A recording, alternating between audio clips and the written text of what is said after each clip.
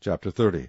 And Hezekiah sent to all Israel and Judah, and wrote letters also to Ephraim and Manasseh, that they should come to the house of the Lord at Jerusalem to keep the Passover unto the Lord God of Israel. For the king had taken counsel, and his princes, and all the congregation in Jerusalem, to keep the Passover in the 2nd month.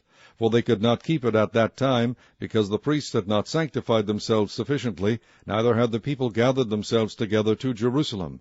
And the thing pleased the king and all the congregation.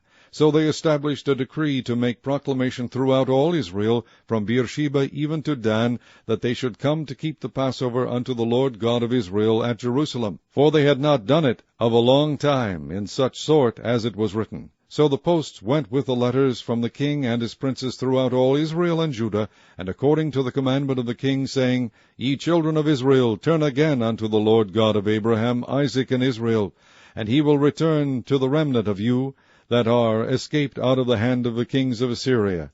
And be not ye like your fathers, and like your brethren, which trespassed against the Lord God of their fathers, who therefore gave them up to desolation, as ye see.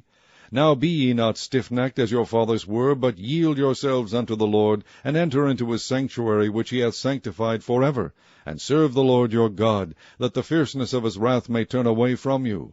For if ye turn again unto the Lord, your brethren and your children shall find compassion before them that led them captive, so that they shall come again into this land. For the Lord your God is gracious and merciful, and will not turn away his face from you, if ye return unto him. So the post passed from city to city through the country of Ephraim and Manasseh, even unto Zebulun. But they laughed them to scorn, and mocked them. Nevertheless divers of Asher and Manasseh and of Zebulun humbled themselves, and came to Jerusalem. Also in Judah the hand of God was to give them one heart, to do the commandment of the king and of the princes, by the word of the Lord. And there assembled at Jerusalem much people to keep the feast of unleavened bread in the 2nd month, a very great congregation. And they arose and took away the altars that were in Jerusalem, and all the altars for incense took they away, and cast them into the brook Kidron. Then they killed the Passover on the 14th day of the 2nd month, and the priests and the Levites were ashamed, and sanctified themselves, and brought in the burnt offerings into the house of the Lord. And they stood in their place after their manner, according to the law of Moses the man of God. The priests sprinkled the blood which they received of the hand of the Levites. For there were many in the congregation that were not sanctified.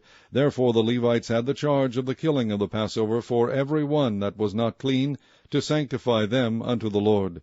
For a multitude of the people, even many of Ephraim and Manasseh, Issachar and Zebulun, had not cleansed themselves, yet did they eat the Passover otherwise than it was written. But Hezekiah prayed for them, saying, The good Lord pardon every one that prepareth his heart to seek God, the Lord God of his father, though he be not cleansed according to the purification of the sanctuary.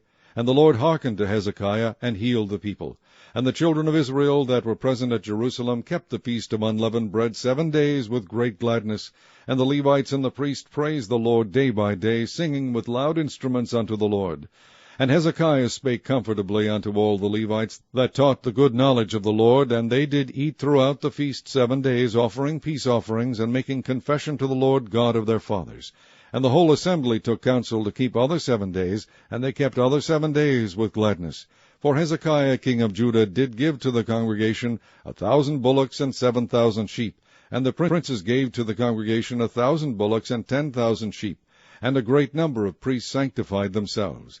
And all the congregation of Judah, with the priests and the Levites, and all the congregation that came out of Israel, and the strangers that came out of the land of Israel, and that dwelt in Judah, rejoiced. So there was great joy in Jerusalem, for since the time of Solomon the son of David king of Israel, there was not the like in Jerusalem. Then the priests, the Levites, arose, and blessed the people, and their voice was heard, and their prayer came up to his holy dwelling place, even unto heaven.